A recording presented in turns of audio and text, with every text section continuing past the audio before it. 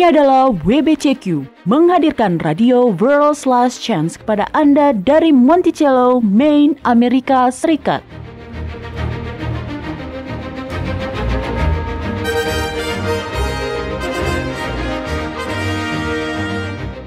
Kejahatan brutal, kerusuhan politik, ketidakstabilan keuangan, semuanya mengarah pada sebuah krisis yang akan datang, krisis yang belum pernah terjadi sebelumnya. Tetaplah bersama Radio World's Last Chance untuk belajar cara Anda dapat bersiap secara rohani menghadapi apa yang berada di depan. Radio WLC mempersiapkan orang untuk menyambut Sang Juru Selamat yang segera kembali. Halo, selamat bergabung di Radio WLC untuk para pendengar sekalian dimanapun Anda berada. Terima kasih karena telah bergabung pada program hari ini. Bersama saya, Mario Nugraha, selaku pembawa acara Anda. Dan saya Doni Alexander, terima kasih karena Anda telah bergabung bersama kami kembali hari ini. Oh ya, salam hangat untuk Anda semua para pendengar sekalian. Nah, di Radio WLC kami berkomitmen untuk membagikan kebenaran-kebenaran yang telah kami pelajari kepada dunia. Salah satu dari kebenaran-kebenaran tersebut adalah nama pribadi Sang Pencipta. Namanya bukan Tuhan atau Allah. Kedua istilah ini hanyalah gelar yang juga bisa digunakan untuk merujuk kepada dewa bangsa-bangsa lain. Namanya yang sebenarnya adalah Yahwa atau biasa disingkat Yah. Nama itu di dalam bahasa Inggris berada dalam bentuk verb of being. Itu menunjukkan bahwa dia ada di segala ruang dan waktu untuk kita. Kalau dipikir-pikir, bentuk namanya ini sungguh tepat untuk merujuk kepada pribadi yang esa dan abadi, yang selalu ada sejak dulu, sekarang, hingga nanti, sampai selama-lamanya.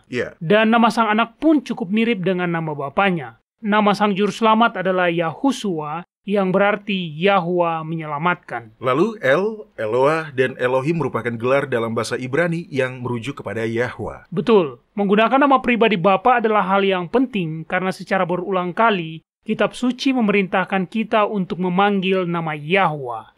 Jadi, ketika kami membaca Kitab Suci, kami tidak menggunakan gelar-gelar yang dipilih oleh para penerjemah Kitab Suci untuk merujuk kepada Bapa maupun Sang Anak. Tetapi kami menggunakan nama-nama pribadi Bapa dan Sang Anak seperti yang ada disebutkan dalam Kitab Suci yang asli. Betul. Baiklah, saya rasa cukup sekian. Saya hanya ingin memberikan informasi tersebut kepada para pendengar yang mungkin baru pertama kali bergabung di Radio WLC pada hari ini.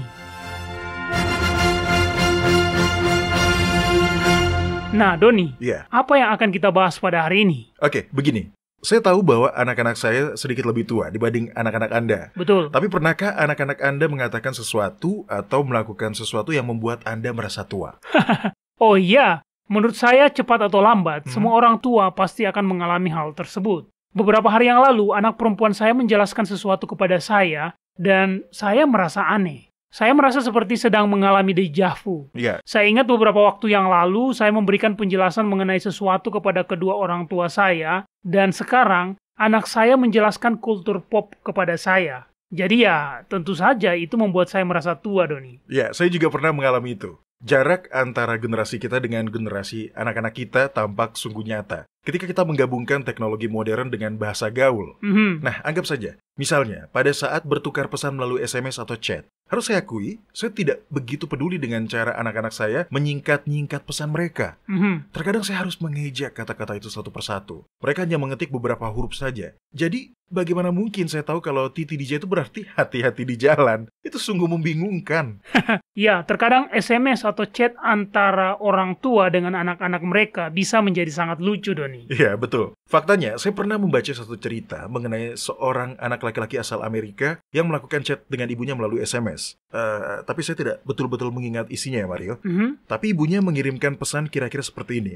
Tante Linda baru saja meninggal karena kecelakaan mobil. LOL. LOL? Dia betul-betul menuliskan LOL? Iya, dan karena itu sang anak pun merespon, mengapa menurut ibu itu lucu? Ibunya pun ketakutan dan berkata, itu tidak lucu. Itu adalah hal yang mengerikan. Mengapa engkau bertanya seperti itu? Jadi apa yang dikatakan anaknya, Doni? Dengan sabar dia menjelaskan kepada ibunya, Ibu, LOL berarti laughing out loud. Dalam bahasa Indonesia itu artinya tertawa terbahak-bahak. Nah, jadi apa yang ibunya katakan? Seperti yang bisa dibayangkan, dia betul-betul ketakutan. Dia mengatakan, Oh, tidak. Saya sudah mengirimkannya seperti itu kepada semua orang. Saya kira itu merupakan singkatan dari Lots of Love. Atau dalam bahasa Indonesia berarti dengan penuh kasih. Itu sungguh buruk, Doni. Iya, dan kesalahpahaman itu terjadi di antara dua orang yang menggunakan bahasa yang sama. Tentunya Anda bisa membayangkan kebingungan seperti apa yang bisa muncul ketika kita ingin mempertemukan dua bahasa yang berbeda. Iya, saya pernah berbicara dengan salah seorang anggota radio WLC. Dia adalah seorang penutur asli bahasa Inggris, tapi dia kemudian pindah ke Spanyol. Dia mengunjungi dokter hewan dan meminta bedak anti kutu untuk kucing peliharaannya. Setidaknya, dia berpikiran bahwa dengan itu dia sudah menyampaikan dengan benar bahwa dia meminta bedak untuk membunuh kutu-kutu yang selalu ada di badan kucing, atau dalam bahasa Spanyol dinamakan Polvo para vulgas. Tapi yang sebenarnya dia katakan adalah Polvo para putas, yang berarti bedak untuk membunuh pelacur. Dia tidak menyadari bahwa dia mengucapkan kata yang salah hingga sang dokter tertawa.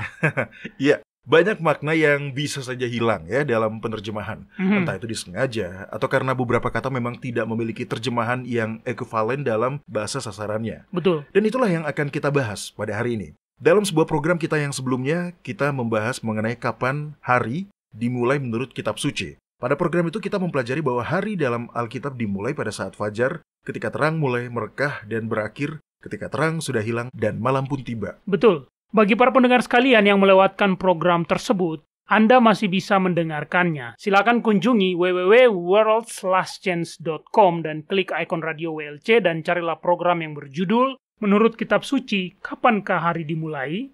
Anda juga bisa mendengarkan program-program sebelumnya dari siaran kami, karena kami juga telah mengunggah rekaman audionya di YouTube dan di website kami. Iya, betul. Nah, beberapa orang telah meminta kepada kita untuk memberikan lebih banyak informasi mengenai pembahasan itu. Begini, itu adalah sebuah konsep yang baru. Pada kalender modern kita, hari, dalam tanda kutip, dimulai pada saat tengah malam. Menurut saya, selama ini kita semua mengasumsikan bahwa hari Sabat yang Alkitabiah selalu dimulai pada saat matahari terbenam, karena orang-orang Yahudi memulai perayaan hari Sabat mereka pada saat matahari terbenam di hari Jumat. Tapi sebenarnya tidak demikian. Hanya ada satu ayat dalam keseluruhan isi Alkitab yang merujuk pada perayaan hari Sabat yang dimulai pada saat matahari terbenam. Dan itu sama sekali bukan hari Sabat mingguan.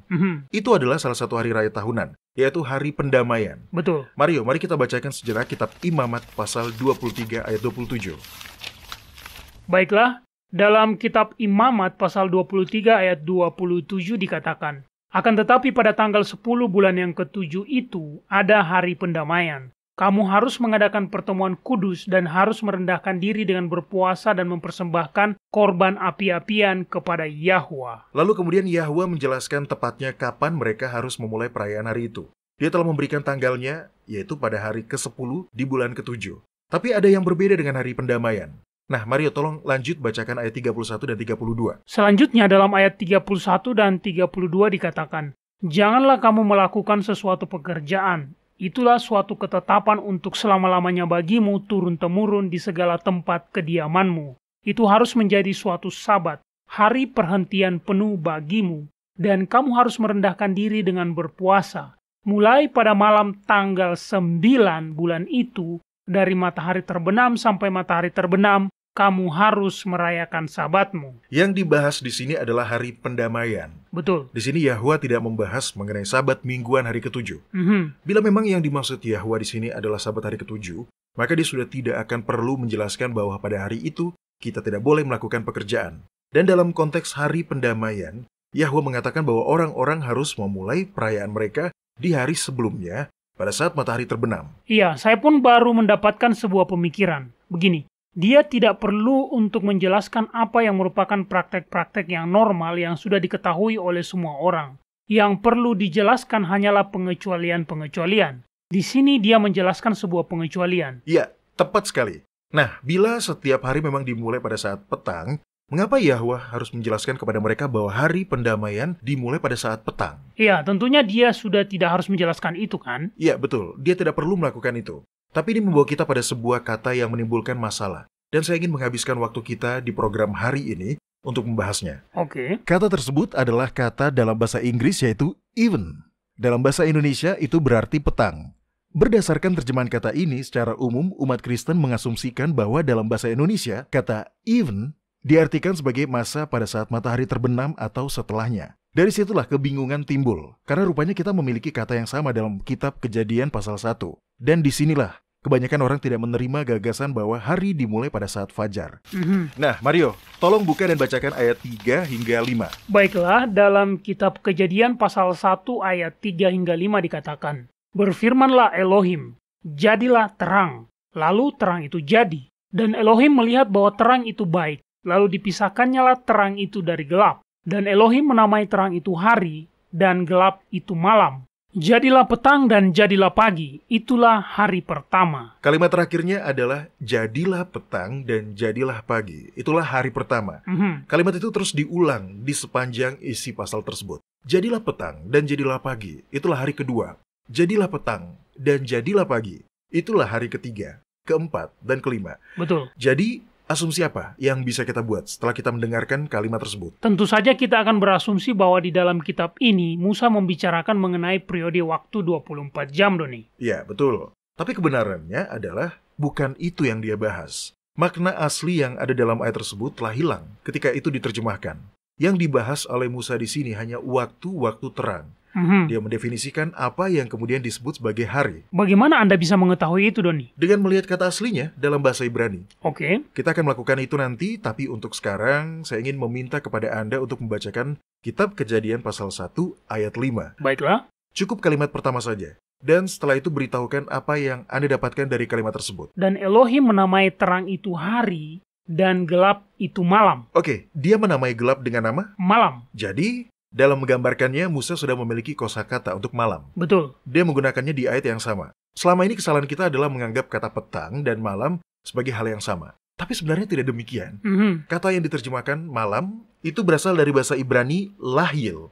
Itu adalah kata yang sama yang juga bisa kita temukan dalam kitab Yesaya pasal 21 ayat 11 di mana dikatakan, "Ada seorang berseru kepadaku dari Seir, 'Hai pengawal, masih lama malam ini?'" Tentu saja, di sini kita membahas mengenai waktu-waktu gelap. Iya, dan itu berbeda dengan kata yang digunakan dalam kalimat jadilah petang dan jadilah pagi. Itulah hari pertama. Oke. Kata petang tersebut merupakan terjemahan dari bahasa Ibrani ehreb, dan definisinya adalah senja atau petang.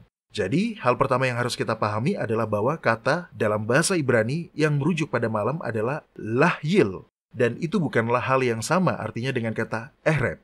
Nah, sekarang mari kita lihat dua kata lainnya dalam bahasa Ibrani. Kata yang pertama adalah yome, yang secara harfiah berarti panas. Atau bisa kita sebut sebagai waktu-waktu terang. Ya, betul. Jadi hari adalah terjemahan yang benar dari kata yome. Lalu kata dalam bahasa Ibrani yang selanjutnya adalah boker. Kata itu diterjemahkan sebagai pagi. Dan itu merujuk pada bagian awal dari sebuah hari, atau yome. Baiklah, jadi bila boker berarti pagi dan yome berarti hari, maka kata apa yang diterjemahkan menjadi sore, Doni? Kata itu adalah ehreb, yang malah kita terjemahkan sebagai malam. Tapi sore bukanlah waktu di mana matahari terbenam. Ya, tidak. Begini, matahari terbenam merupakan sebuah titik waktu. Betul. Ehreb bukanlah titik waktu tertentu, melainkan sore. Tapi ehreb adalah bagian dari hari atau yome. Nah, kita cenderung terlalu spesifik ketika kita menerapkan asumsi kita pada kitab suci. Betul. Ketika di dalamnya dikatakan petang atau malam, maka yang kita pikir adalah waktu ketika matahari terbenam. Tapi bukan itu yang dimaksud.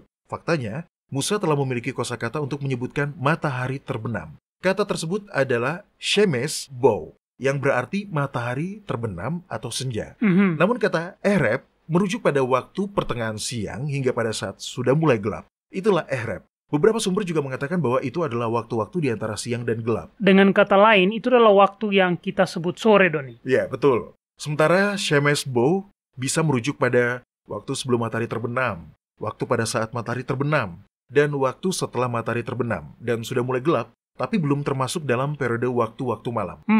Bukannya saya meragukan Anda atau semacamnya, tapi bisakah Anda memberikan contoh untuk masing-masing kata tersebut, Doni? Ya, tentu saja. Dalam kitab Kejadian pasal 15 ayat 12 merupakan contoh dari penggunaan kata shemesh bow ketika diartikan sebagai waktu-waktu sebelum matahari sedang terbenam. Nah, Mario, tolong bacakan ayat tersebut. Baiklah, dalam kitab Kejadian pasal 15 ayat 12 dikatakan, "Menjelang matahari terbenam, tertidurlah Abraham dengan nyenyak. Lalu turunlah meliputinya gelap gulita yang mengerikan." Di kalimat tersebut, matahari belum terbenam.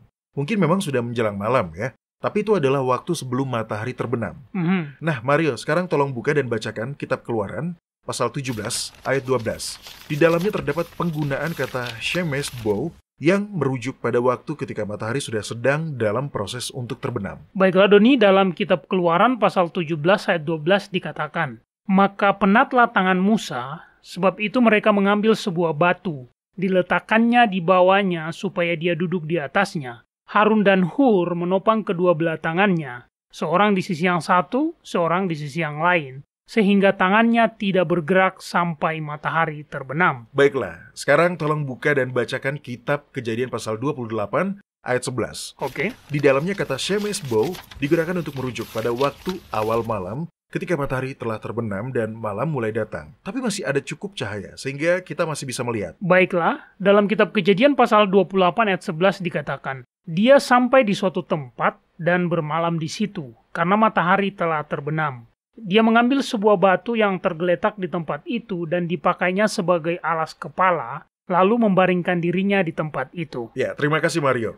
Nah, poin saya adalah bila kata dalam bahasa Ibrani yaitu Ereb berarti matahari terbenam, seperti yang selama ini telah kita asumsikan, maka mengapa Musa tidak menggunakan kata Ereb dalam ketiga ayat yang Anda bacakan tadi? Oke. Karena bukan kata Ereb yang dia maksud di situ. Sebaliknya, yang dia maksud adalah matahari terbenam atau shemesh bow. Yang mana kemudian membuat kita juga bertanya-tanya, mengapa Musa tidak menggunakan kata shemesh bow dalam bahasa Ibrani untuk merujuk pada matahari terbenam di setiap ayat di mana dia menggunakan kata malam? Itu adalah pertanyaan yang bagus, Mario. Poin yang belum kita mengerti adalah bahwa Ereb yang diterjemahkan sebagai petang atau malam bukanlah titik waktu tertentu seperti yang telah kita asumsikan. Itu bukanlah sebuah titik ketika sesuatu dimulai atau berakhir. Ada beberapa ayat dalam kitab suci di mana kata petang merujuk pada waktu pertengahan hari. Dalam beberapa ayat lainnya, kata itu digunakan untuk merujuk pada pertengahan sore. Juga ada ayat lainnya di mana itu digunakan untuk merujuk pada waktu di mana kira-kira matahari mulai terbenam. Beberapa ayat juga menggunakan kata itu untuk menggambarkan waktu di mana matahari sudah hampir berada di bawah cakrawala. Kata tersebut bahkan bisa digunakan untuk merujuk pada senja. Iya, itu berbeda dengan yang selama ini diajarkan, atau lebih tepatnya yang diasumsikan kepada saya. Baiklah para pendengar sekalian, kita akan rehat sejenak, dan ketika kami kembali nanti, saya akan meminta Doni untuk memberikan contoh-contoh dari kata-kata ini. Jadi jangan kemana-mana, kami segera kembali.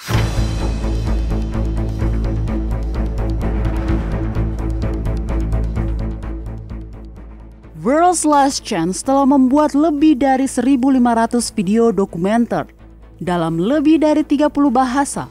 Kunjungi situs kami di worldslastchance.com atau nonton videonya pada channel WLC di YouTube. Video-video dokumenter baru tentang berbagai topik penting terus dirilis sepanjang waktu. Mulailah menontonnya dan pelajarilah kebenaran selama Anda masih memiliki kesempatan di worldslastchance.com. Baiklah, kami telah kembali para pendengar. Terima kasih karena masih setia bergabung bersama kami. Nah, ketika kita meluangkan waktu kita untuk melihat kata-kata asli dalam bahasa Ibrani, maka kita akan terkejut untuk melihat betapa banyak makna yang telah hilang di dalam penerjemahan kitab suci. Sungguh, kata petang atau malam adalah pilihan kata yang tidak tepat. Kata-kata tersebut menciptakan ekspektasi dalam pikiran kita bahwa yang dimaksud itu adalah permulaan malam. Tapi sebenarnya kata sore merupakan kata yang paling akurat untuk menjadi terjemahan kata yang ada di dalam bahasa Ibrani, yaitu Ereb. Begitu kan, Doni? Ya, tentu. Poin yang penting untuk diingat ketika kita sedang membahas hari yang dimaksud dalam Alkitab adalah bahwa selama masih ada terang dari cahaya matahari, maka waktu tersebut masih tergolong bagian dari hari. Bahkan setelah matahari telah terbenam sekalipun. Iya, senja masih merupakan bagian dari hari. Karena apa yang dikatakan dalam kitab Kejadian pasal 1, apa yang menjadi tujuan matahari? Tunggu sebentar, akan saya bacakan. Ya. Nah, ini dia. Mulai dari ayat 16, di dalamnya dikatakan, "Maka Elohim menjadikan kedua benda penerang yang besar itu, yakni yang lebih terang untuk menguasai siang dan yang redup untuk menguasai malam, dan menjadikan juga bintang-bintang. Elohim menaruh semuanya itu di cakrawala untuk menerangi bumi, dan untuk menguasai siang dan malam, dan untuk memisahkan terang dan gelap. Elohim melihat bahwa semuanya itu baik." Jadi matahari diciptakan untuk menguasai siang, dan untuk memisahkan terang dari gelap. Iya, betul. Jadi selama masih ada terang di langit, maka matahari masih menguasai hari. Mungkin ini sedikit di luar pembahasan, dan saya tidak ingin terlalu menyimpang dari pembahasan, tapi ketika hari adalah waktu-waktu terang, maka itu dimulai sebelum matahari terbit dan berakhir setelah matahari terbenam. Iya kan? Iya. Itu berarti bahwa memang betul-betul tidak ada titik spesifik dalam waktu di mana Sabat dimulai atau berakhir. Iya, saya senang Anda menanyakan itu. Begini, sifat-sifat kita sebagai manusia yang telah terjatuh menyukai rasa puas ketika kita melakukan sesuatu. Betul. Kita cenderung merasa bahwa kita telah pantas untuk mendapatkan keselamatan. Kita mungkin berpura-pura percaya bahwa kita telah diselamatkan oleh anugerah melalui iman. Tapi kita merasa tenang ketika kita berpikiran bahwa kita melakukan semua hal-hal yang benar sesuai dengan tuntutan hukum. Itu adalah beban yang dimaksud oleh Paulus, yaitu gagasan bahwa kita telah diselamatkan melalui perbuatan-perbuatan benar yang kita lakukan. Dan dengan adanya titik khusus dalam waktu, sebuah momen yang tepat ketika matahari terbenam di bawah garis cakrawala, maka itu akan memberikan kita kepuasan pribadi yang membuat kita merasa bahwa kita telah melakukan semua yang harus kita lakukan untuk merayakan Sabat. Itu betul-betul membuat hari Sabat menjadi sekedar berorientasi pada perbuatan, kan? Ya. Anda kemudian langsung bekerja padahal masih ada terang tersisa di atas garis cakrawala, dan sudah mulai berpesta sesaat setelah matahari sudah sepenuhnya terbenam di bawah garis cakrawala. Dan meskipun demikian, kita masih merasa terselamatkan, karena kita telah menaati detail kecil dari hukum itu. Namun ketika kita melakukan itu, kita sepenuhnya kehilangan roh hukum itu sendiri, yang mana adalah hubungan langsung dengan Sang Pencipta kita selama waktu yang telah Dia kuduskan dan berkati. Nah, poin utama yang menyebabkan kebingungan di dalam kitab Kejadian pasal 1 adalah karena di dalamnya digambarkan dua segmen waktu yang berbeda, dan karena kita juga memiliki asumsi-asumsi mengenai arti kata petang. Oleh karena itu, kita menjadi kebingungan. Kitab Kejadian pasal 1 memberikan definisi kata hari. Dan hari adalah berarti waktu-waktu terang. Iya, dan di dalamnya juga terdapat definisi kata malam. Yaitu waktu-waktu di mana tidak ada terang. Betul. Itu ada di dalam kitab Kejadian pasal 1 ayat 5 yang mengatakan, dan Eloah menamai terang itu hari, dan gelap itu malam. Di dalamnya dia mendefinisikan hari dan malam. Waktu-waktu terang adalah hari, dan waktu-waktu gelap adalah malam. Betul. Petang dan pagi adalah merupakan bagian dari hari. Malam hanyalah interval antara dua hari yang berbeda.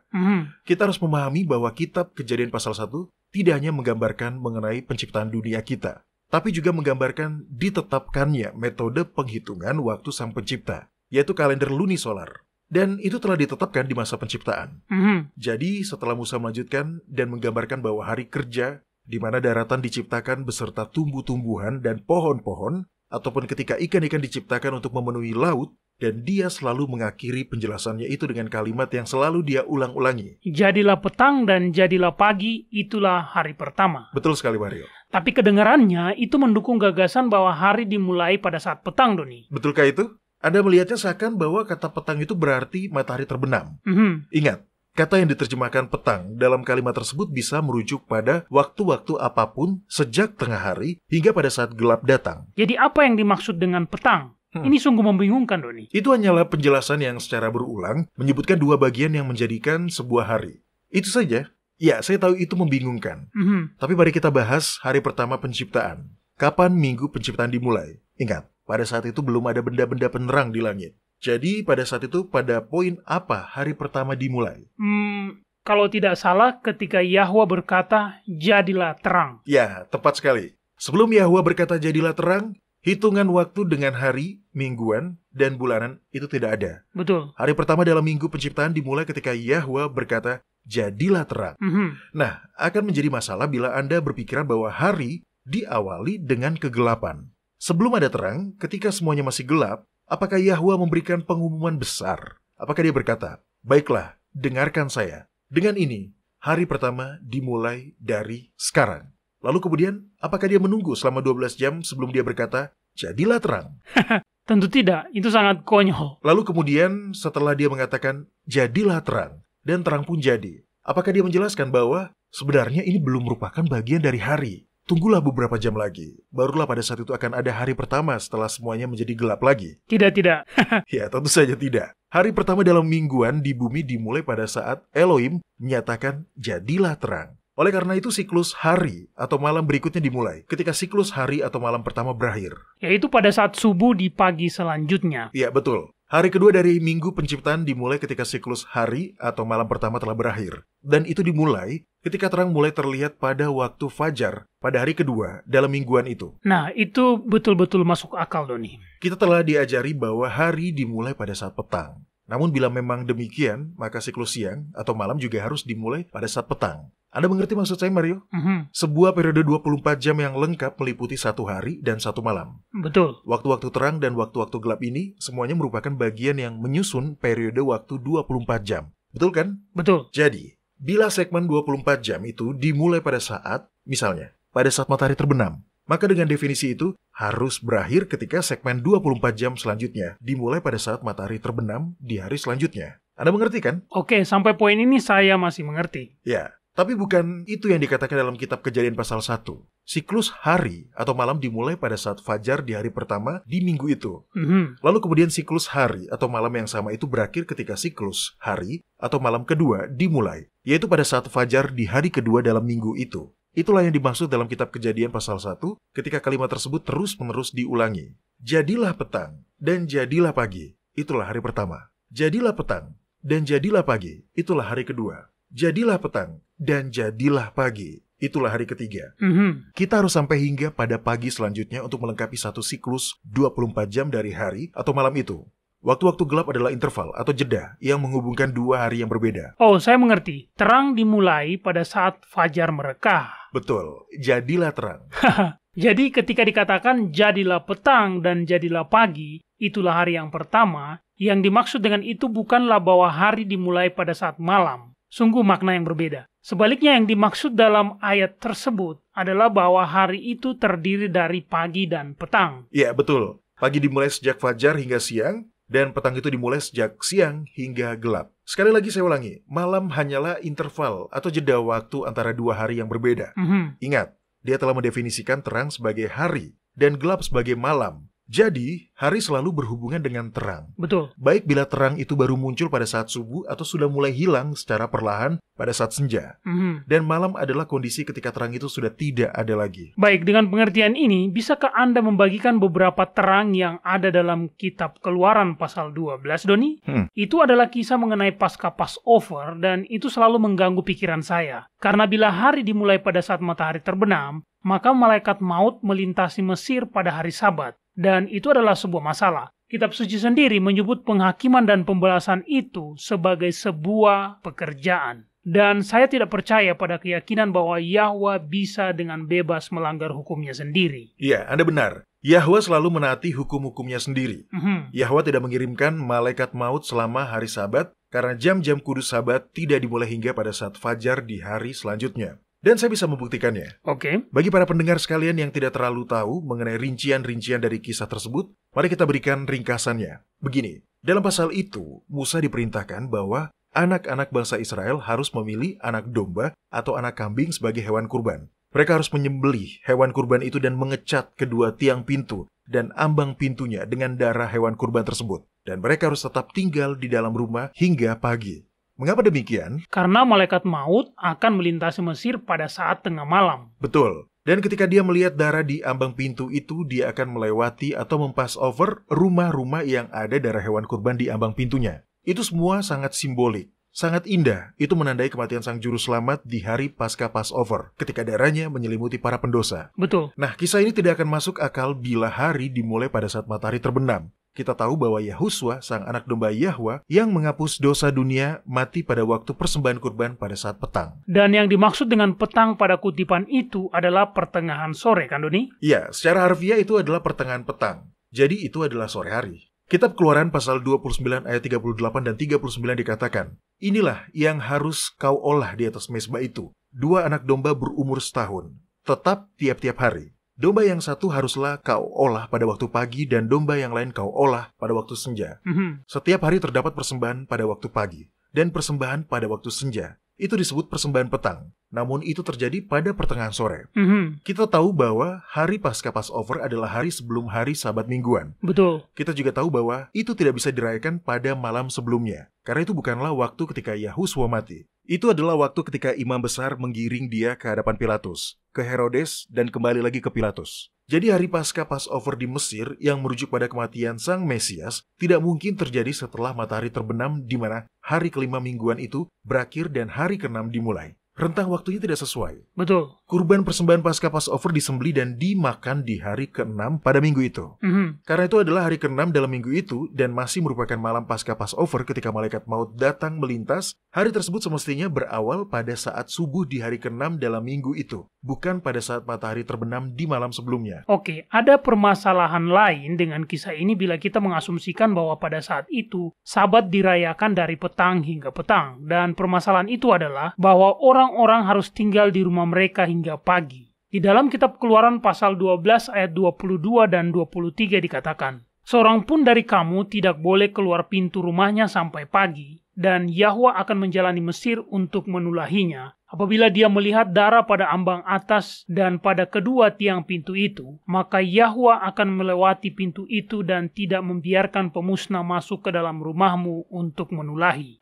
Nah, orang-orang yang mempromosikan matahari terbenam sebagai permulaan hari meluputkan poin ini. Mereka beranggapan bahwa setelah malaikat maut melewati Mesir pada saat tengah malam, orang-orang menjadi sibuk dan terburu-buru keluar dari Mesir. Tetapi itu salah, sebab orang tetap tinggal di dalam rumah mereka hingga pagi. Pada saat subuh, Sabat dimulai. Mereka beristirahat selama jam-jam kudus hari Sabat. Dan kemudian pada saat malam, ketika jam-jam kudus itu telah berlalu, namun masih pada hari ke-15 di bulan itu, mereka meninggalkan Mesir. Alkitab sudah sangat jelas mengenai hal tersebut.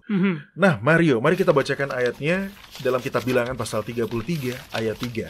Baiklah Doni, dalam kitab Bilangan pasal 33 ayat 3 dikatakan, "Mereka berangkat dari Ramses pada bulan yang pertama, pada hari yang ke-15 bulan yang pertama itu, pada hari sesudah Paskah berjalanlah orang Israel keluar oleh tangan yang dinaikkan di depan mata semua orang Mesir." Nah, sekarang tolong bacakan kitab Ulangan pasal 16 ayat 1.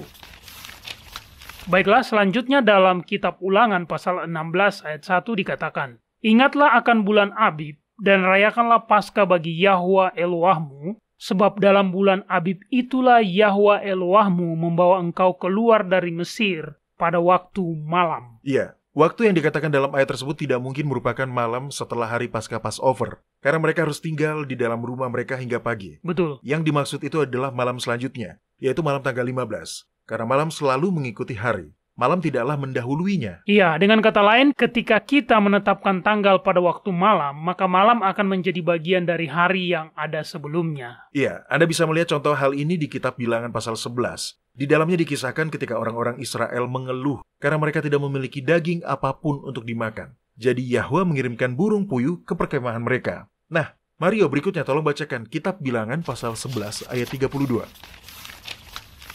Baiklah, dalam kitab Bilangan pasal 11 ayat 32 dikatakan, "Lalu sepanjang hari dan sepanjang malam itu dan sepanjang hari esoknya, bangkitlah bangsa itu mengumpulkan burung-burung puyuh itu." Perhatikan kata-kata yang digunakan. Orang-orang bangkit sepanjang hari itu, dan sepanjang malam itu, dan sepanjang hari esoknya. Nah, bila hari yang baru memang dimulai pada saat malam, seharusnya dalam ayat itu dikatakan bahwa orang-orang bangkit sepanjang hari itu, dan sepanjang malam esoknya, dan sepanjang pagi esoknya. Tapi bukan itu yang dikatakan di dalam ayat tersebut. Betul. Nah, bila kita mulai melihat hal ini dari perspektif yang berbeda, maka semua rincian-rincian ini akan kita dapatkan dengan mudah, Doni. Ya, dan semua itu menetapkan dua hal. Yang pertama, hari dimulai pada saat terang muncul. Dan kedua, kata petang dalam kitab suci diterapkan pada bagian kedua dari hari, bukan termasuk dalam bagian malam. Betul. Ingat, Musa memiliki kosakata untuk merujuk malam, dan dia pernah menggunakannya. Kata petang bisa diterapkan pada waktu-waktu sejak pertengahan siang hingga terang telah hilang sepenuhnya dan malam dimulai. Betul sekali. Baiklah para pendengar sekalian, kita akan rehat sejenak. Dan setelah kami kembali nanti, kita akan memasuki segmen kotak surat harian kita, di mana kami akan menjawab pertanyaan-pertanyaan yang telah dikirimkan oleh para pendengar dimanapun berada. Jadi, jangan kemana-mana, kami segera kembali.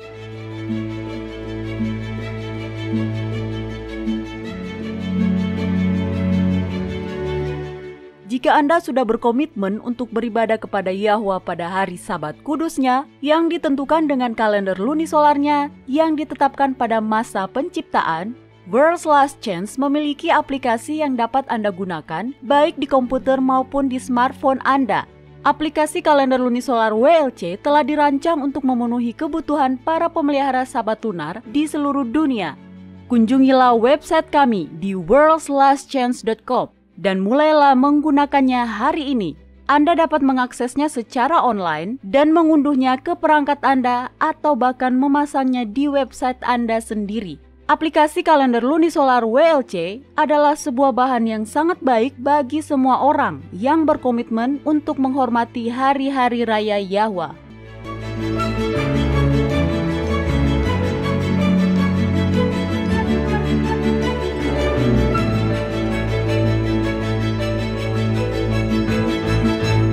Baiklah para pendengar sekalian, kami telah kembali dan seperti yang telah saya janjikan tadi, sekarang kita akan memasuki segmen kotak surat harian kita, di mana kami akan menjawab pertanyaan yang telah dikirimkan oleh para pendengar radio WLC dimanapun mereka berada. Nah, Doni, pertanyaan kali ini dikirim oleh Eleni Manikas dari kota Patras di Yunani. Dia menulis, "Halo Radio WLC, apakah yang dimaksud dengan eskatologi? Saya terkadang mendengar kata tersebut digunakan, tapi saya tidak tahu apa artinya. Apakah itu adalah hal yang penting?" Saya menyadari bahwa itu cukup sering terjadi bila kita sedang membahas pembahasan rohani. Kita cenderung menggunakan istilah-istilah besar, namun terkadang kita bahkan tidak terlalu tahu apa arti istilah itu. Eskatologi adalah hal yang sangat penting untuk diketahui. Itu adalah studi mengenai peristiwa-peristiwa akhir zaman yang ada di dalam kitab suci. Kata itu merupakan kata yang digunakan oleh umat Kristen pada zaman ini. Dan itu berasal dari bahasa Yunani eskatos, yang berarti sepenuhnya, terakhir, atau yang paling jauh.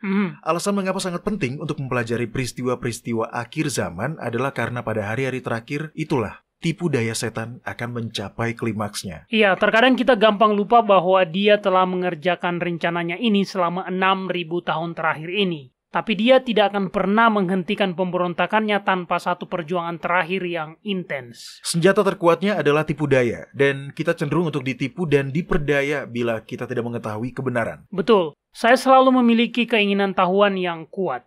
Dan itu pernah membuat saya berada dalam masalah ketika saya masih dalam tahap bertumbuh menjadi dewasa. Tapi saya selalu merasa tertarik dengan misteri-misteri, dan misteri apa yang lebih besar selain masa depan. Nubuatan membuat kita mengetahui apa yang ada di masa depan. Dan ya, itu adalah hal yang sangat penting untuk kita ketahui, Doni. Nubuatan adalah sejarah yang telah dituliskan sebelumnya. Betul. Itu adalah jawaban Yahwa terhadap tipu daya akhir zaman setan.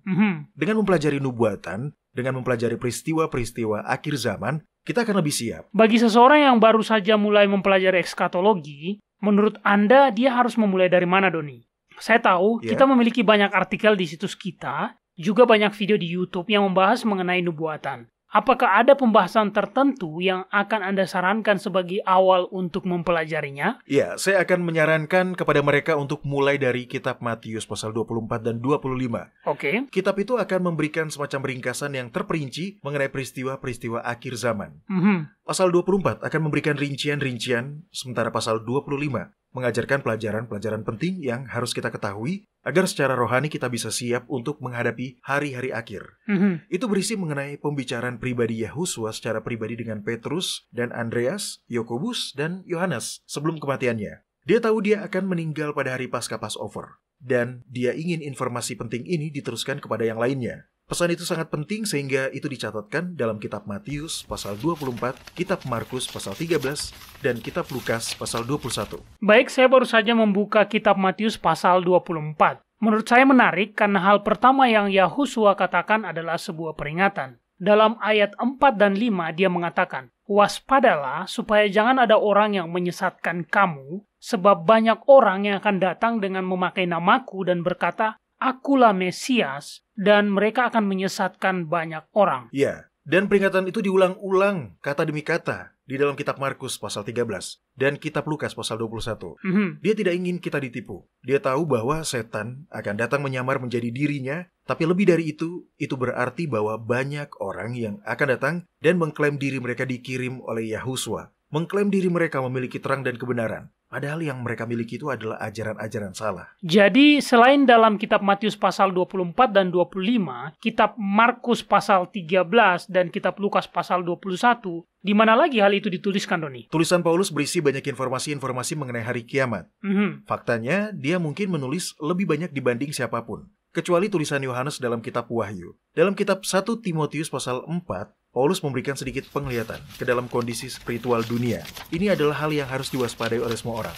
Saya sudah membuka kitab itu, Doni. Di dalam ayat 1 dan 2 dikatakan, tetapi Roh dengan tegas mengatakan bahwa di waktu-waktu kemudian ada orang yang akan murtad lalu mengikuti roh-roh penyesat dan ajaran setan-setan oleh tipu daya pendusta-pendusta yang hati nuraninya memakai cap mereka. Kitab 2 Tesalonika pasal 2 adalah kutipan lainnya yang berisikan informasi-informasi yang penting untuk hari-hari akhir ini. Nah, di dalam kitab inilah kita bisa mempelajari mengenai rahasia kedurhakaan. Lalu kemudian juga ada kitab Daniel dan kitab Wahyu. Nubuatan adalah berkat Yahwa. Dia tidak ingin seorang pun dikejutkan. Nubuatan menyiapkan kita untuk hari-hari ke depan dengan cara menunjukkan kepada kita apa saja yang akan terjadi kelak. Betul. Nah, Doni, kita masih memiliki cukup waktu untuk menjawab satu pertanyaan lagi. Oleh karena itu, saya akan membacakan pertanyaan berikutnya. Pertanyaan ini dikirimkan oleh Brett Sullivan di kota Calgary, Kanada. Dia menulis, pernahkah Anda mendengar mengenai istilah hyper grace atau anugerah yang berlebihan? Apakah itu? Apakah itu adalah hal yang baik? Baik, pertama-tama mari kita mendefinisikan istilah itu. Kita tahu apa arti hyper atau hiper. Anak-anak selalu menjadi hiper sebelum jam tidur mereka. Nah, faktanya saya pernah melihat Anda menjadi hiper, Mario. Oh ya? Terlalu banyak mengkonsumsi minuman berenergi membuat saya menjadi hiperaktif. Lalu grace atau anugerah adalah bantuan Yahwa yang dia berikan kepada para pendosa. Gabungkan kedua kata tersebut dan kita akan mendapatkan apa yang dimaksud dengan hyper grace. Pada dasarnya istilah itu merujuk pada bentuk ekstrim dari berkat.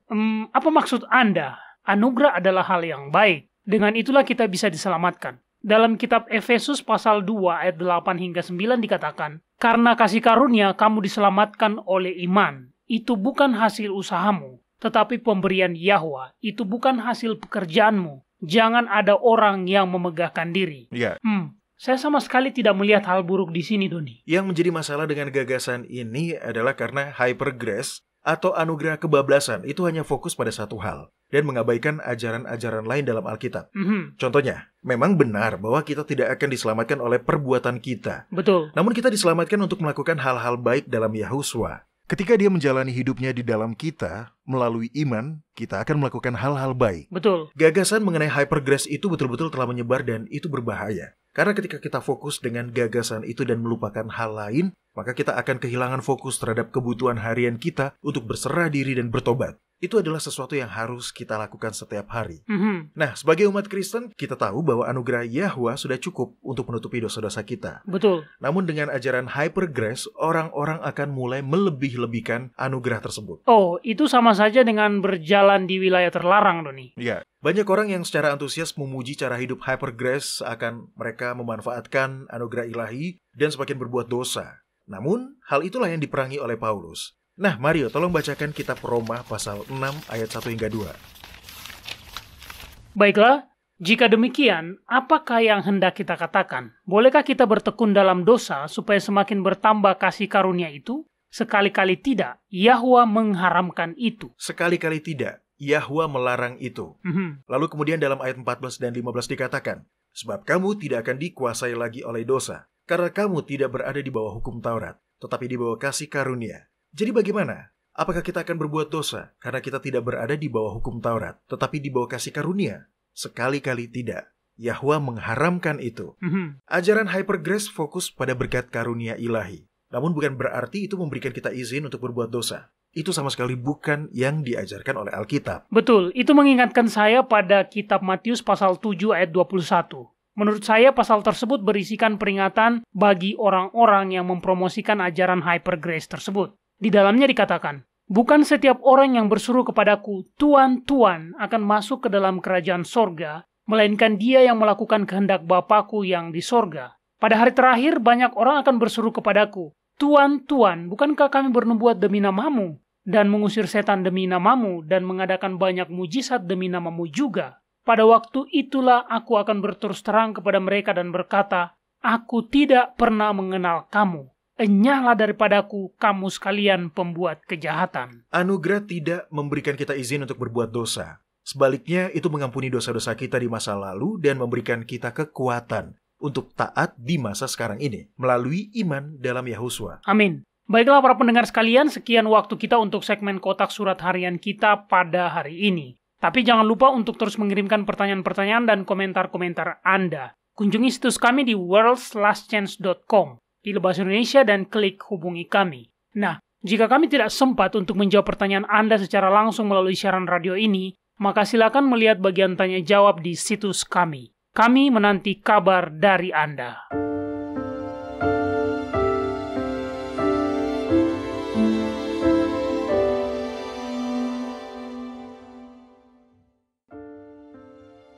Anda menyukai apa yang Anda dengar? Kunjungi situs kami di worldslastchance.com untuk mendengarkan episode-episode lain dari program radio kami. Radio World's Last Chance mempersiapkan orang untuk menyambut Sang Juru Selamat yang segera kembali.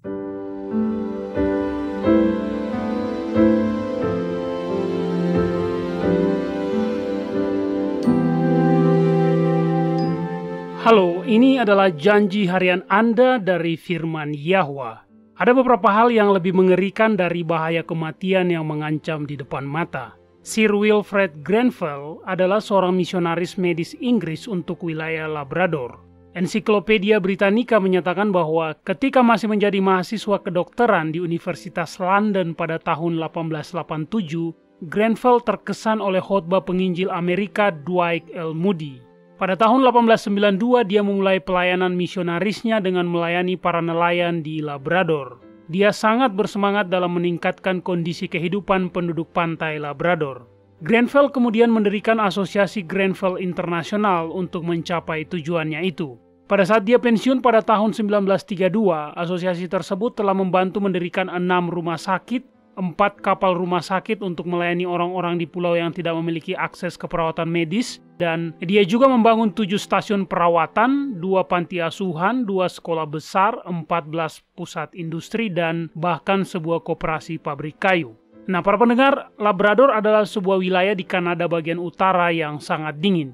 Ini adalah sebuah tempat yang sulit untuk ditinggali dan terkadang berbahaya. Pada suatu waktu, Sir Grenfell terombang-ambing pada sebuah sungai es yang mengalir ke laut. Walaupun kasihan pada anjing-anjingnya, dia membunuh mereka dan membuat mantel dari kulit mereka untuk mendapatkan kehangatan. Dan setelah itu dia menaikkan bendera tanda bahaya. Luar biasanya, dia kemudian berbaring dan tertidur. Beberapa waktu kemudian, sambil mengingat kejadian itu, dia berkata, "Tidak ada yang perlu ditakuti. Saya telah melakukan semua yang saya bisa. Sisanya ada di tangan Yahwa." Grenfell dapat tertidur di depan bahaya yang akan terjadi karena dia percaya bahwa tidak ada sesuatu apapun yang dapat terjadi tanpa izin Yahwa. Kitab Amsal pasal 14 ayat 32 menyatakan, "Orang fasik dirobohkan karena kejahatannya, tetapi orang benar mendapat perlindungan karena ketulusannya." Para pendengar, ketika Anda mengenal Yahwa karena Anda menyadari bahwa mengenalnya adalah sebuah hak yang istimewa, maka Anda akan mempercayainya sekalipun Anda berjalan melalui lembah kekelaman. Kitab Mazmur pasal 49 ayat 15 menyatakan, "Eloa akan membebaskan nyawaku dari cengkraman dunia orang mati, sebab dia akan menarik aku." Percayalah akan janji-janji Yahwa. Anda dapat meyakini bahwa apapun yang terjadi, dia memegang kendali dan dia akan memimpin Anda melewati jalan yang sama yang akan Anda pilih seandainya Anda dapat melihat masa depan sama seperti dia. Kepada kita telah diberikan janji-janji yang besar dan berharga. Majulah dan mulailah mengaminkannya.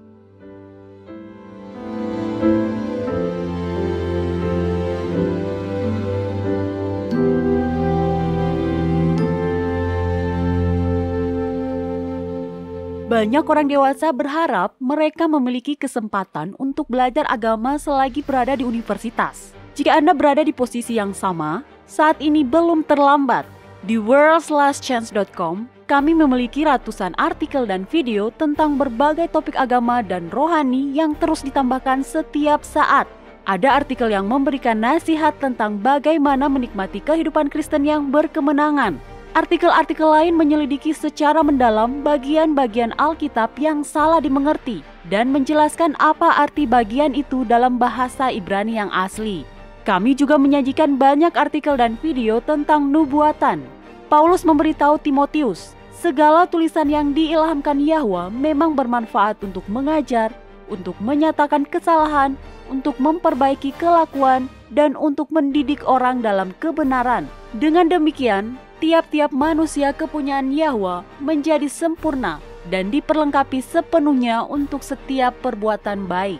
Jika Anda membaca dengan seksama materi di situs kami, Anda akan memiliki landasan yang menyeluruh bukan hanya pada kebenaran doktrinal, tetapi Anda juga akan mempelajari rahasia-rahasia cara berdoa yang efektif dan cara belajar Alkitab sehingga Anda dapat menemukan kebenaran untuk diri Anda sendiri. Kunjungi situs web kami di worldslastchance.com. Tidak ada kata terlambat untuk memulai. worldslastchance.com mempersiapkan orang untuk menyambut Sang Juru Selamat yang segera kembali.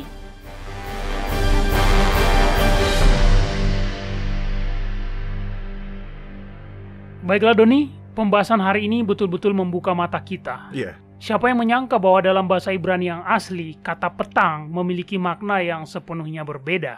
Ketika Anda memahami apa yang dimaksud dalam kata-kata yang asli, maka Anda akan tahu bahwa hari dimulai pada saat fajar. Betul. Bukan pada saat matahari terbenam, bukan pada saat matahari terbit, bukan pada tengah malam, tapi pada saat fajar. Baiklah, itu semua sangat menarik. Tapi saya memiliki satu pertanyaan untuk Anda, Doni. Oke. Bagaimana Anda akan menjawab bila seseorang berkata, bukankah itu semua hanya masalah sepele?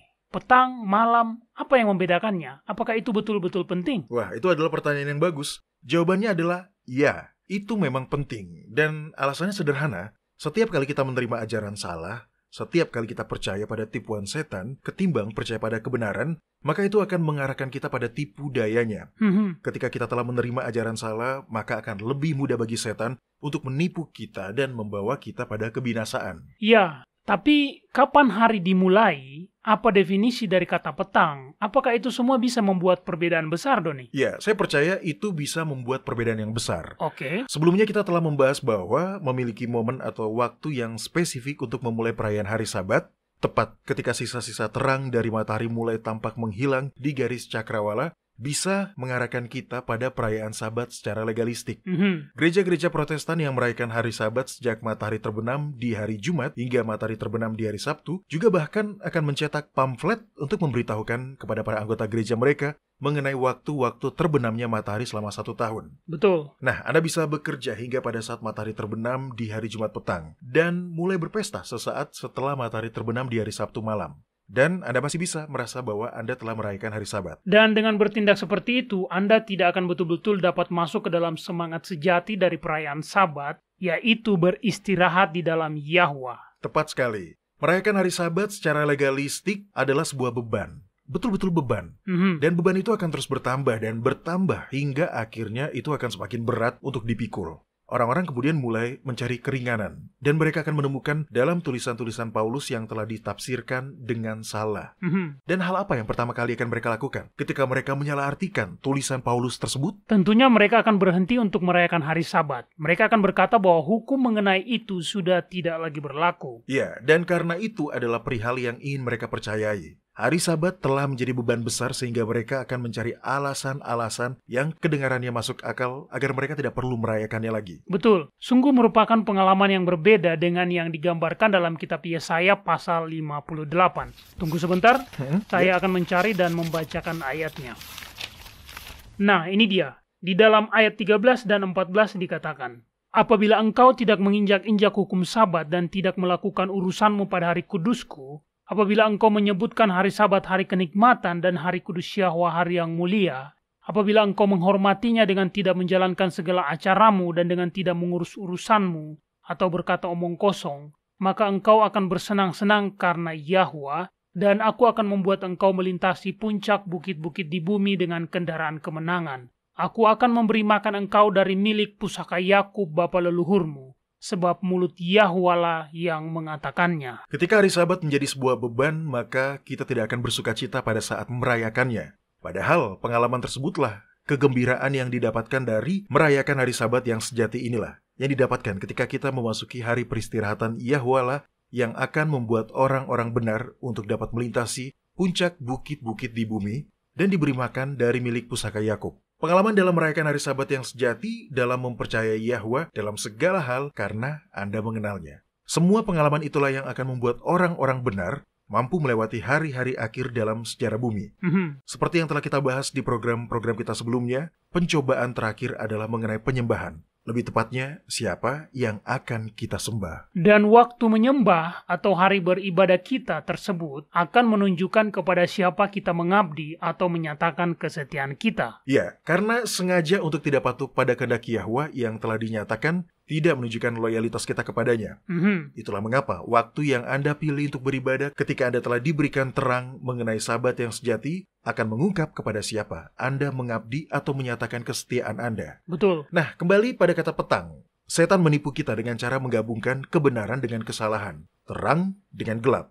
Itulah yang telah dia lakukan terhadap fakta mengenai kapan hari dimulai. Yahwa menamai terang itu hari, dan dia menamai gelap itu malam. Jadi apa yang akan kita lakukan ketika sebuah hari dimulai pada waktu malam? Tentunya itu akan membuat kita menamai terang itu sebagai gelap. Ya, inilah contoh yang sempurna mengenai apa yang dilakukan setan terhadap kebenaran dan ajaran salah. Mario, tolong buka dan Anda bacakan kitab Yesaya pasal 5 ayat 20 dan 21. Baik. Dalam kutipan tersebut, Yahwa memberikan peringatan yang jelas mengenai larangan untuk memutarbalikkan apa yang kita bicarakan ini. Anda sudah mendapatkan ayatnya? Silakan dibacakan. Baiklah, di dalamnya dikatakan, celakalah mereka yang menyebutkan kejahatan itu baik dan kebaikan itu jahat, yang mengubah kegelapan menjadi terang dan terang menjadi kegelapan, yang mengubah pahit menjadi manis dan manis menjadi pahit. Celakalah mereka yang memandang dirinya bijaksana, yang menganggap dirinya pintar. Ya. Wah, Anda tahu, saya sudah pernah membaca ayat-ayat ini sebelumnya, tapi dalam konteks pembahasan kali ini, ayat-ayat ini menjadi sangat kuat. Itulah yang kita lakukan ketika kita mengklaim bahwa hari dimulai pada saat gelap, sementara Yahwa sendiri telah menamai terang itu sebagai hari. Ketaatan terhadap hukum Yahwa akan melindungi pikiran kita dari kuasa tipu daya setan. Betul. Hanya orang-orang yang menjalani hidup dengan ketaatan terhadap segala terang yang akan mendapatkan perlindungan sorga ketika sangkakala-sangkakala yang disebutkan dalam kitab Wahyu pasal 9 itu sudah dibunyikan. Ketika setan-setan menyamar menjadi alien dan menguasai bumi. Juga ketika nanti tanda binatang itu telah dipaksakan dengan ancaman kematian. Maka orang yang dapat tetap berpegang teguh dan setia kepada Yahwa adalah orang-orang yang telah membuat keputusan untuk mengikuti kebenaran dan menaatinya apapun juga resikonya. Amin. Tapi sekarang adalah saat yang tepat untuk membuat keputusan itu. Saya pernah membaca sebuah pernyataan yang mengatakan bahwa sifat-sifat seseorang tidaklah dikembangkan dalam sebuah krisis. Sifat-sifat itu dikembangkan melalui keseharian kita ketika kita membuat keputusan apakah kita mau menaati kebenaran-kebenaran yang telah diperlihatkan kepada kita atau tidak. Hal yang sederhana seperti apa yang menjadi bagian dari petang dan kapan sebuah hari dimulai bisa betul-betul memberikan dampak yang besar ya. Betul. Bila kita ingin duduk dalam lindungan yang maha tinggi, bila kita ingin bermalam dalam naungan yang maha kuasa, maka kita harus menetapkan hati kita untuk mengikuti kebenaran apapun resikonya. Iya, dan barulah setelah itu Yahwa akan membuat kita siap. Dia tahu kita tidak bisa membuat diri kita siap. Tapi bila kita berserah diri sepenuhnya kepadanya, dia berjanji untuk mempersiapkan kita untuk menghadapi apapun yang ada di hari-hari mendatang. Amin. Baiklah para pendengar sekalian, sekian program kita untuk hari ini. Bergabunglah lagi bersama kami besok. Sampai jumpa dan ingat, Yahwa mengasihi Anda dan Dia aman untuk dipercaya.